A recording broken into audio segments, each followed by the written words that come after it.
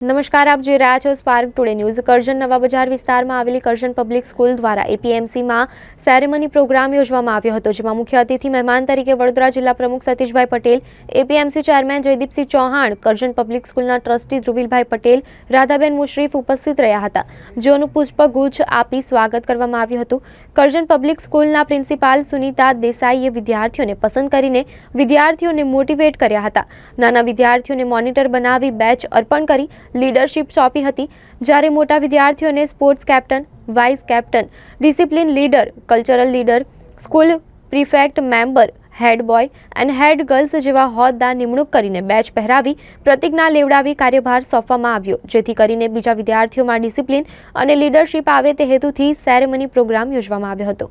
monitor છે પટેલની ભાવિનભાઈ શાળામાં શિસ્ત જાળવવા મદદ કરવા તેમની જવાબદારી તરફ